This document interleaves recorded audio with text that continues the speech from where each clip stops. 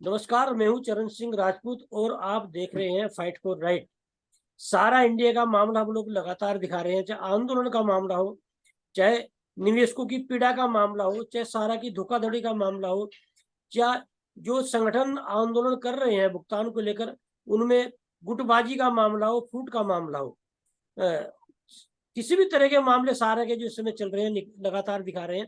आज इन सब बातों को इन सब पे बात करने के लिए हमारे साथ जुड़े हैं रंग दे बसंती के राष्ट्रीय अध्यक्ष इंद्रवर्धन राठौड़ जी।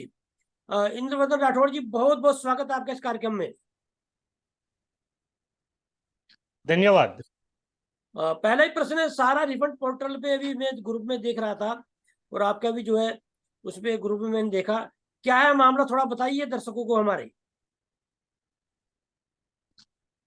सहारा इंडिया संचालित 4 सहकारी कोऑपरेटिव सोसाइटियों के निवेशकों के भुगतान को लेकर केंद्र सरकार ने एक पहल की और सहारा सीआरसी पोर्टल रिफंड पोर्टल का लॉन्चिंग किया और उसमें निवेशकों से अपने क्लेम दावे पेश करने के लिए कहा गया था।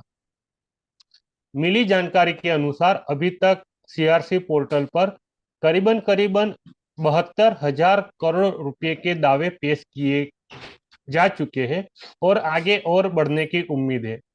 वही अभी तक सीआरसी पोर्टल द्वारा 45 करोड़ रुपए का भुगतान दिया जा चुका है।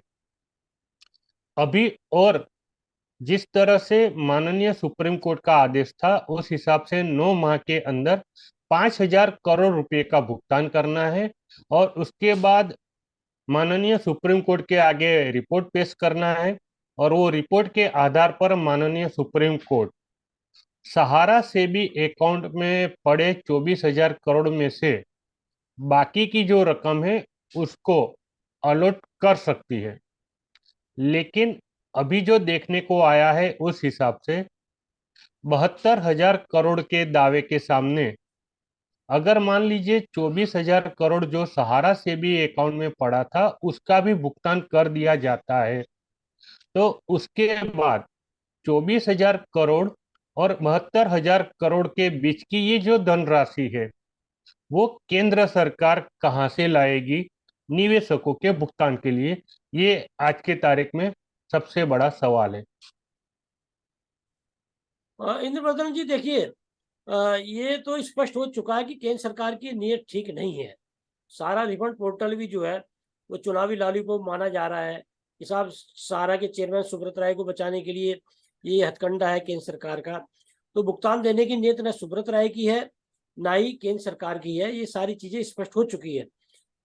लेकिन एक एक जो है इस समय ये आधार था, ये हम लोग कह कर चल रहे थे कि भाई जो चुनाव आ रहा है 2024 का लोकसभा चुनाव, उसमें इतना दबाव बना दिया जाए भारतीय जनता पार्टी को, उसे लगना लगे कि भाई 13 करोड़ जो निवेशक सहारा के हैं, उसके अलावा और जो दूसरी ठगी कंपनियां उनके निवेशक जो है वो लगभग 42 करोड़ निवेशक है देश में। तो इतने बड़े स्तर पर यदि निवेशक हैं कि ये लोग भारतीय जनता पार्टी के खिलाफ यदि मतदान कर देंगे तो भारतीय जनता पार्टी को ऐसे लगेगा कि साहब चुनाव हार जाएंगे हम।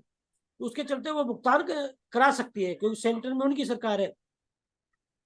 लेकिन जिस तरह से संगठनों में गुटबाजी चल रही है, आरोप प्रत्यारोप चल रहा है, जिस तरह से कई संगठन बन चुके हैं, संगठन टूट रहे हैं, और जिस तरह से संगठन जो है पार्टियां बना ली है, चुनाव लड़ रहे हैं, और एक दूसरे को अपमानित करने के, एक दूसरे को नीचा दिखाने के ये जो चल रहा है, तो कैसे भुगतान होगा, थोड़ा बताइए।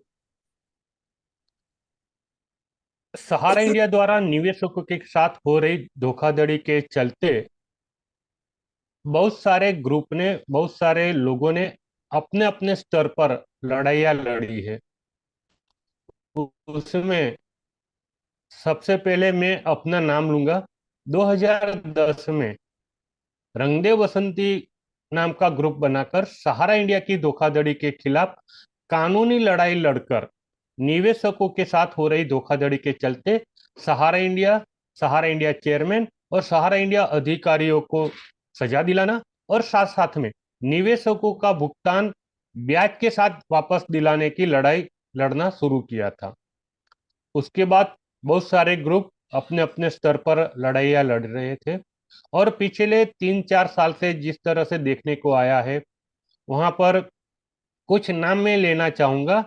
एक नाम है नीरज शर्मा जी, जो यूट्यूब के माध्यम से निवेशकों को जागरूक कर रहे हैं और लड़ाई लड़कर अपना हक लेने के लिए उन सब लोगों को जागरूक कर रहे हैं। वही अभय देव शुक्ला जी है, वो भी अपने हिसाब से निवेशकों के भुगतान के लिए लड़ाई लड़ रहे हैं। वही एक नाम मैं लेना चाहूंगा मदन लाल आजाद जी का, कि वो न सिर्फ सहारा इंडिया लेकिन अन्य कंपनियों के ठगी पीड़ित लोगों को भी न्याय दिलाने के लिए आगे आए हुए हैं। तो वही पश्चिम बंगाल में आ, मोदी जी है, संजय मोदी जी है, अमन श्रीवास्तव जी है। उड़ीसा की बात करें तो हमारे वहां पर भी दास साहब है, वो लड़ाई लड़ रहे हैं। यानी कि कहने का मतलब यह है कि सभी अपने अपने प्रयास कर रहे हैं, लेकिन चूंकि ये सहारा इंडिया पूरे देश भर में फैला हुआ एक ऐसा बड़ा जाल है कि जिसमें ये सारे लोग अलग अलग लड़ाइयाँ लड़कर कामयाबी नहीं पा रहे हैं। लेकिन बाद में ये देखा जा रहा है अभी जिस तरह से कि ये सारे ग्रुप राष्ट्रीय लेवल पर लड़ने के लिए आगे आ रहे हैं। जबकि मेरा ये मानना है कि अगर आपको सहारा इंडिया के खिलाफ लड़ना है तो आप लोकल लेवल पर लड़ाई लड़िए और वहां पर सक्सेस पाइए, ताकि उससे प्रेरित होकर अन्य लोग भी अपनी अपनी जगह पर लड़त लड़े और इस तरह से पूरे देश भर के लोग लड़ाई लड़े। तभी सहारा इंडिया के खिलाफ निवेशकों का भुगतान हो सकता है। लेकिन ये जो जरूरी चीज है, जो छोटी छोटी बातें हैं, उसको इग्नोर किया गया है और हमेशा राष्ट्रीय स्तर पर लोगों को इकट्ठा करने की बात की गई। और आज हालत ये है, पिछले 2 साल से जिस तरह से ये सब बड़े बड़े ग्रुपों ने, चाहे वो दिल्ली हो या लखनऊ हो या अन्य जगह पर, सब लोगों को इकट्ठा कर कर बारी बारी बुलाकर सिर्फ और सिर्फ धरना प्रदर्शन करके ये कह सकते हैं कि एक सिर्फ और सिर्फ लोगों की नजर में आए हैं, लेकिन उससे निवेशकों का भला नहीं हुआ है। लेकिन साथ में ये भी हो रहा है कि जो लड़ाई लड़ने के लिए आगे आए थे वो भी आज कहीं ना कहीं निराशा की गर्त में चले गए हैं। तब नरेंद्र वर्धन मेरा ये मानना है कि लोकल लेवल पर कार्रवाई करिए, वहां पर आप सक्सेस पाइए और वो सक्सेस को दृष्टिकोण में रखते हुए अन्य लोगों को प्रेरित करें, ताकि छोटी छोटी लड़ाइयां लड़कर ही आप एक बड़ी जीत पा सकते हैं। इंद्रवर्धन जी, इसमें कहीं से दो राय नहीं है कि आंदोलन बड़ा हुआ है, लोगों ने संघर्ष किया है, एक माहौल बना है। लेकिन ये जो तो इस समय की यदि आप की बात करेंगे तो ऑल इंडिया जन आंदोलन संघर्ष न्याय मोर्चा पार्टी बना ली है, चुनाव लड़ने जा रहा है। उधर मदन लाल आजाद, एक लग रहा था कि भाई तीसरी भारत यात्रा थी, लोग एकजुट होकर आंदोलन कर रहे हैं। उनके राष्ट्रीय महासचिव ने बगावत कर दी है, उन पर आरोप लगा दिया है कि साहब उन्होंने तो चंदे के पैसे से गाड़ी ले ली है, मकान ले लिया है। मदन लाल आजाद भी जो जिस भाषा का इस्तेमाल करते हैं कि साहब वो तो मेरे ड्राइवर थे महाराष्ट्र में, आज इस तरह की बात कर रहे हैं। तो ये जो इस तरह की बातें हो रही हैं, ये जो मदन लाल आजाद ने भी कई प्रदर्शन किए दिल्ली में, और हर प्रदर्शन में वो दावा करते थे कि उस दिन से हम जो है भुगतान शुरू करा देंगे, लेकिन कोई बड़े स्तर पर भुगतान तो हुआ नहीं है। ऐसी ऑल इंडिया जन आंदोलन संघर्ष न्याय मोर्चा का मामला है कि भाई आप चुनाव लड़के कैसे भुगतान करा दोगे। जिन एक तरफ आप नारा लगा रहे हैं कि पहले भुगतान फिर मतदान, और दूसरी तरफ आप पार्टी बना के चुनाव भी लड़ रहे हैं। एक तरफ आप कह रहे हैं साहब मतदान का बहिष्कार कर रहे हैं, एक तरफ आप वोट मांग रहे हैं। तो ये जो जिसने चला है संगठनों में, तो ये कहीं ना कहीं आंदोलन तो कमजोर इससे होता ही है। तो कैसे भुगतान होगा ये थोड़ा बताइए ना, डाली प्रकाश। आप भी 10-12 साल आपको संघर्ष करते हो गए हैं इस मामले को लेकर, अनुभव है लंबा आपको। तो ये जो चल रहा है इस समय संगठनों में, तो कैसे भुगतान होगा बताइए थोड़ा। जिस तरह से अभी आपने जो पूरी डिटेल में बताया कि पूरे इंडिया में क्या माहौल चल रहा है, तो उसमें साफ साफ तो ये दिखाई दे रहा है अब कि जो आंदोलनकारी थे वो अपने अपने एजेंडा को लेकर आगे बढ़ रहे हैं। और वहीं निवेशकों के भुगतान का मुद्दा काफी पीछे छूट गया है। जब शुरुआत हुई थी तब एक ही नारा लगाया गया था, पहले भुगतान फिर मतदान। लेकिन जिस तरह से चुनाव आ रहे हैं, लोकसभा का इलेक्शन आने की तैयारी है 2024 का, और कुछ जगह पर अभी विधानसभा चुनाव राजस्थान, मध्य प्रदेश और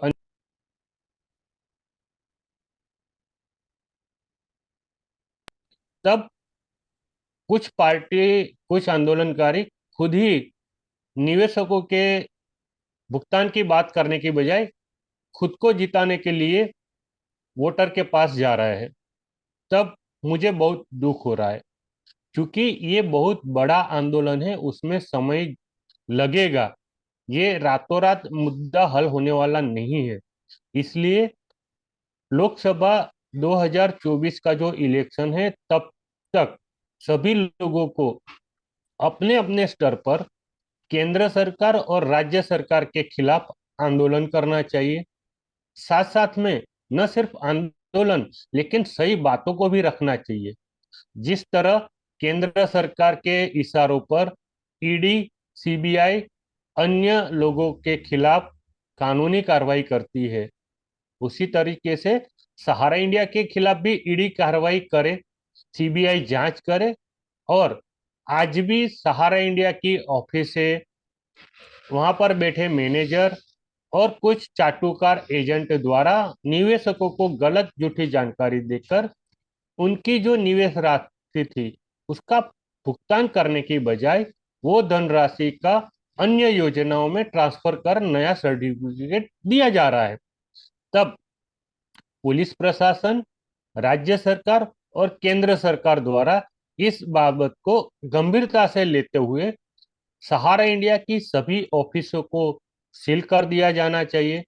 उनके सभी डायरेक्टरों को निवेशकों के साथ धोखाधड़ी करने के संदर्भ में आईपीसी 420, 406, 409 और 120 बी के अंतर्गत एफआईआर गुना दर्ज करते हुए उनको गिरफ्तार करके कानून के सामने खड़ा कर देना चाहिए। लेकिन ऐसा अभी फिलहाल नहीं दिख रहा है।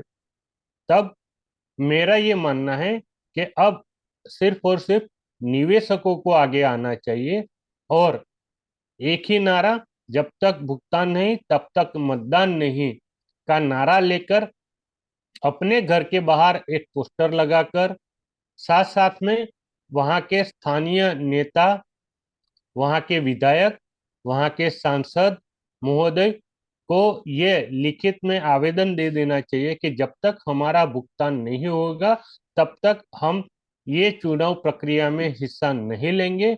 और अगर हिस्सा लेने की बात आई और अगर मतदान करने की बात आई तो हम जो शासक पक्ष है उसके खिलाफ मतदान करेंगे और साथ साथ में लोगों को भी हमारी पीड़ा बताते हुए शासक पक्ष के खिलाफ मतदान करने का एक आंदोलन शुरू करेंगे।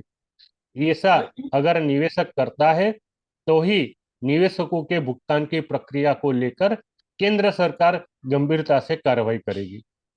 इंद्रवर्धन जी, 5 राज्यों में चुनाव चल रहा है इस समय। मध्य प्रदेश में है, छत्तीसगढ़ में है, आपका राजस्थान में, तेलंगाना में है, मिजोरम में है। तो इन राज्यों में कहीं से भी सारा निवेशकों का जो बहिष्कार जो बोल रहे थे कि साहब चुनाव का बहिष्कार करेंगे, कहीं दिखाई नहीं दे रहा है। बल्कि सारा के निवेशक तो चुनाव में उतर रहे हैं। तो ये चुनाव में आप उतरेंगे, आप बहिष्कार चुनाव करेंगे नहीं तो क्या सरकार पर दबाव बनेगा? क्या वो, ये तो आप सारा की बात कर रहे हैं, ईडी के छापे पड़ने चाहिए। भाई सारा की सरकार की नीयत तो साफ हो चुकी है, सारा को बचा रही है, ईडी के छापे कहाँ से पड़ेंगे? तो ये तो भाई सारे निवेशक, सारे आंदोलनकारी मिलकर जो है एक दबाव बनाते सरकार पर, तो सरकार को मजबूर करते। तो वो दबाव बनेगा कैसे? मदन लाल आजाद बोल रहा है कि साहब इन लोगों से मैं चैलेंज कर रहा हूँ कि जितने भी संगठन है, एक भी जो है 1000 लोग लाकर किसी कार्यक्रम में मुझे दिखा दे, मैं मोदी के पैर पकड़ लूंगा। तो सीधे सीधे चैलेंज कर रहे हैं। इधर रमेश सिंह जो है सीधे सीधे अलग संगठन बना लिया उन्होंने साहब, ठगी पीड़ितों की आवाज। ऑल इंडिया जन आंदोलन संघर्ष न्याय मोर्चा चल ही रहा है। एक विश्व भारतीय जन सेवा संस्थान पहले से संगठन था, उसमें नागेंद्र कुशवाहा है, अनिल सिंह एडवोकेट है, वो भी सुप्रीम कोर्ट में याचिका डालने की बात कर रहे हैं। इसमें दिक्कत नहीं है कि अलग अलग संगठन, अलग अलग पार्टियां भी होती हैं, एक एक एक लक्ष्य सबका है। तो जब तक बड़ी गैदरिंग नहीं होगी आंदोलन में, जब तक केंद्र सरकार पर कोई दबाव नहीं बनेगा, ये सारे लोग जानते हैं, एक प्रयास भी होगा जंतर मंतर पर, तो बड़ी गैदरिंग होगी नहीं ऐसे, उसमें से केंद्र सरकार पर दबाव बनेगा नहीं, ऐसी पार्टी राजनीति होती रहेगी, तो कैसे भुगतान होगा ये मेरी समझ में ही नहीं आ रहा है। तो बताइए कैसे लोग मिले, कैसे एकजुट होकर से आंदोलन लड़ा करा जाए, कैसे भुगतान हो। मेरा ये मानना है कि जिस तरह से आंदोलनकारियों ने प्रयास किया है और एक जगह पर सबको इकट्ठा करने का प्रयास किया, और ऐसा एक बार नहीं बहुत बार किया गया, लेकिन इससे जो रिजल्ट मिलना चाहिए वो रिजल्ट अभी तक नहीं मिला है। तब मेरा ये मानना है कि एक जगह पर इकट्ठा होने की बजाय जो निवेशक एजेंट जिसका भुगतान बकाया है और वो अपने भुगतान लेने के लिए आगे आ रहा है, उन सब लोगों को एक तय तारीख समय पर वहां के जिला कलेक्टर को आवेदन देकर अपने भुगतान के लिए सहारा इंडिया के खिलाफ कड़ी कार्रवाई करे और हमारा भुगतान वापस दिलाए। अन्यथा हम किसी भी चुनाव में, आने वाले सभी चुनाव का बहिष्कार करेंगे और साथ साथ में सभी जगह पर हम ये चुनाव बहिष्कार की बात जनता तक पहुंचाएंगे। अगर ये जो आंदोलनकारी है वो निवेशकों के साथ इस तरह से कार्रवाई करते हैं तो कुछ रिजल्ट मिलने की संभावना है, क्योंकि जो निवेशक या एजेंट ये लड़ाई लड़ने के लिए आगे आया है वो पैसा खर्च करके दिल्ली या लखनऊ में एक बार फिर वापस नहीं आ पाएगा, लेकिन वो अपने शहर गांव में वहां के जो जिला कलेक्टर है, यानी कि जिसके ऊपर चुनाव की जिम्मेदारी होती है, उनको अपनी लिखित शिकायत देकर अपनी शिकायत का समस्या का समाधान कराए। अन्यथा हम चुनाव का बहिष्कार करेंगे। इस तरह से स्पष्ट भाषा में अगर जिला कलेक्टर को आप कहते हैं तो निश्चित ही जिला कलेक्टर अपनी साख बचाने के लिए इस मामले में जरूर कुछ न कुछ कानूनी कार्रवाई करेगा और इसके चलते निवेशकों का भुगतान हो सकता है। इसलिए मेरा ये मानना है कि हर पूरे देश भर में एक तय समय अवधि तारीख के साथ जिला कलेक्टर को आवेदन दे, और ये सिर्फ एक बार ही नहीं लेकिन एक महीने में 4 बार, यानी कि आप ये मान लो कि हर सोमवार को सुबह 12 बजे जिला कलेक्टर को आवेदन देना है, चाहे 5 लोग हो, 10 लोग हो, 25 लोग हो, वो संख्या महत्व नहीं रखती है। अब रहती है बार बार फॉलो, हर बार फॉलो, ताकि जिला कलेक्टर पर दबाव बने और वो आगे कार्रवाई करे, क्योंकि जिला कलेक्टर के पास जो सत्ता है वो सत्ता का उपयोग होता है तो निश्चित ही सहारा का जो निवेशक है उसको भुगतान मिल सकता है। इंद्रवर्धन जी, आप कह रहे हैं ऐसे डीएम से मिले, चुनाव का बहिष्कार करें, जब सरकारी से बचा रही है सुब्रत राय को, डीएम बेचारा क्या करेगा।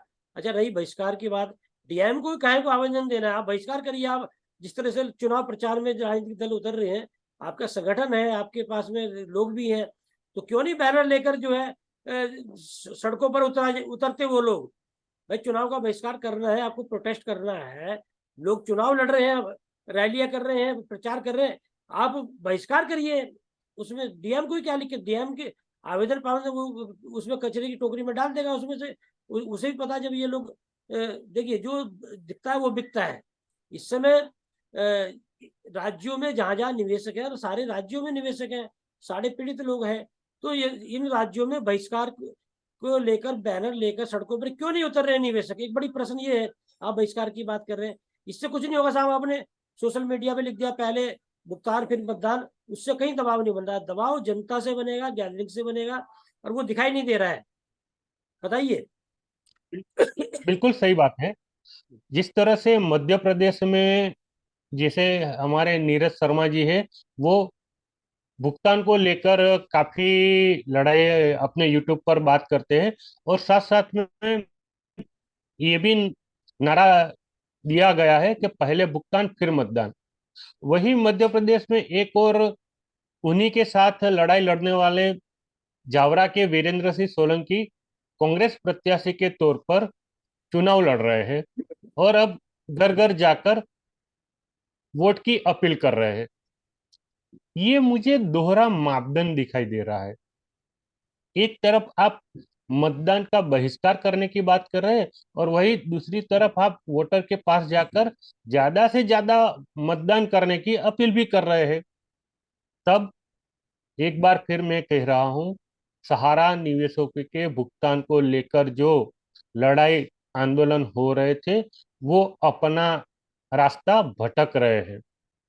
मैं आज भी बेसहारा निवेशकों के भुगतान को लेकर कानूनी तौर पर लड़ाई लड़ने के पक्ष में हूं।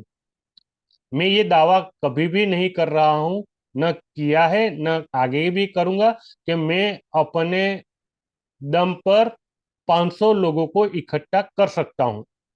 लेकिन मैं यह दावा जरूर करता हूं कि मेरे द्वारा जिस तरह से कानूनी कार्रवाई की जाती है या आगे भी की जा रही है, उसको लेकर 500 लोगों को तो पेमेंट भुगतान मिलेगा ही मिलेगा।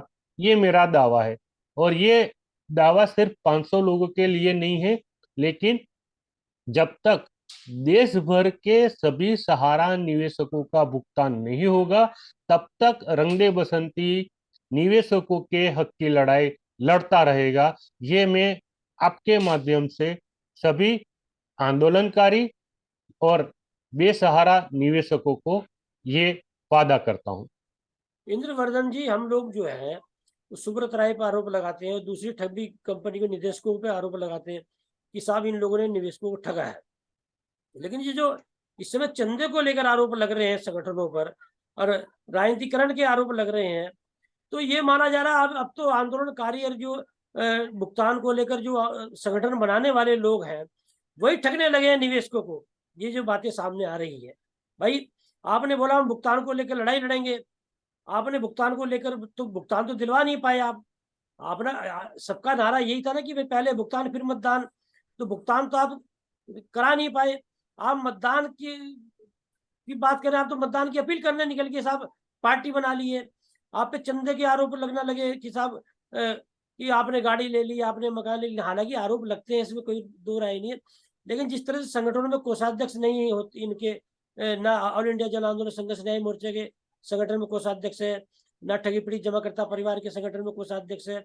एक वहां पर एक व्यक्ति है, इधर भी एक व्यक्ति है जो सारा पैसा चंदा, वो अच्छा हिसाब किताब की कोई बात नहीं होती है। तो ये आरोप लगना लगे हैं कि साहब अब तो यही लोग ठगना लगे हैं। तो ये तो सुब्रत राय से भी बड़ा आरोप है। यदि इस तरह के आरोप लगेंगे, इस तरह के मामले सामने आएंगे, तो ये लड़ाई कैसे जीती जाएगी? मेरी तो समझ से बाहर है, आप बताइए।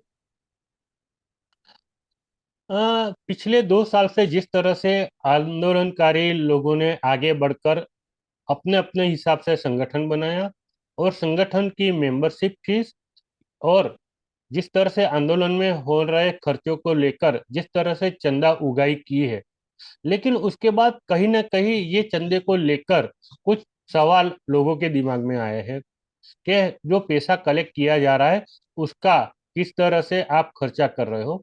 उसके बारे में कुछ जानकारी मांगी, तब जिसके पास जो उसकी जिम्मेदारी थी ये हिसाब देने की, वो अपनी जिम्मेदारी से मुकर गए हैं या कहीं ना कहीं विफल हो गए हैं। तब आज सभी निवेशकों के मन में ये चंदे को लेकर काफी कुछ नाराजगी है, क्योंकि जिस तरह से लोगों को चंदे के नाम पर, उनके निवेश वापस दिलाने के नाम पर, लड़ाई लड़ने के नाम पर जिस तरह से चंदा इकट्ठा किया गया, लेकिन आज तक वो निवेशकों का भुगतान नहीं दिला पाए हैं। तब जिस तरह से सहारा इंडिया के चेयरमैन सुब्रत रॉय ने निवेशकों के साथ धोखाधड़ी की है, मुझे ऐसा लग रहा है कि ये सब लोगों ने जिन्होंने चंदा उगाही की है निवेशकों का भुगतान दिलाने के संदर्भ में, वो निवेशकों के साथ इमोशनली ठगी की है। आगे इस तरह से न हो, इसके लिए जिन जिन लोगों ने चंदा इकट्ठा किया है, इनकी जिम्मेदारी बनती है कि वो जब तक निवेशकों का भुगतान न दिलाए तब तक पूरे चंदे की राशि का एक एक रुपये का हिसाब रखे और हर 3 महीने पर उसका हिसाब अपने संगठन के माध्यम से सार्वजनिक करे, किसी के मांगने पर नहीं, वो खुद सार्वजनिक करे कि आज तक हमारा इतना चंदा आया है और आज तक हमने इस चंदे से इन इन बाबतों में इतना रुपया खर्च किया है और आज हमारे पास चंदे की इतनी रकम आज हमारे पास है। ऐसा हर 3 महीने पर करना चाहिए, क्योंकि जब कोई आप आंदोलन करने के लिए जा रहे हो तब सिर्फ और सिर्फ आप अकेले नहीं होते हैं, बहुत सारे लोगों की भावनाएं जुड़ी होती है। तो किसी की भी भावनाओं को आहत न हो उसका पूरा ध्यान रखते हुए आंदोलनों को चलाना चाहिए। आपको याद होगा कि आज तक रंगदे बसंती ने किसी के पास भी चंदे के नाम पर एक भी रुपये का कलेक्शन नहीं किया है। चाहे आप उदयपुर के विजय वर्मा जी से पूछ सकते हैं या नागपुर के रोहन मंगते से पूछ सकते हैं या बीके श्रीवास्तव जी से पूछ सकते हैं या रतलाम के किसी भी निवेशक या एजेंट भाई से बात कर सकते हैं कि रंगदे बसंती के द्वारा आज तक किसी भी चंदे की मांग नहीं की गई है। तो देखिए हिंदू अगर हिंदू आपको लड़ाई लड़नी है तो आपके दम बूते पर लड़ाई लड़िए, और अगर आप चंदा इकट्ठा करते हैं तो इसका उसका हिसाब किताब सार्वजनिक करना चाहिए, ऐसा देखिए हमारा मानना है। इंद्रवर्धन जी, इसमें कहीं से दो राय नहीं है कि जब कोई आंदोलन होता है तो चंदे की जरूरत पड़ती है, लोगों ने बिना मांगे भी देते हैं। लेकिन उसकी एक प्रक्रिया है, उसका एक सिस्टम है कि साहब आप कोषाध्यक्ष बनाइए या किसी पे भी जा रहा है वो हिसाब दे अपनी कमेटी को। इस तरह के आरोप भी नहीं लगेंगे कि साहब यहाँ पर इतना खर्चा हुआ है, यहाँ पर इतना खर्चा हुआ है, आप पर इतना खर्चा हुआ, उस पर इतना खर्चा हुआ है। लेकिन यहाँ तो मामला दूसरा दिखाई दे रहा है।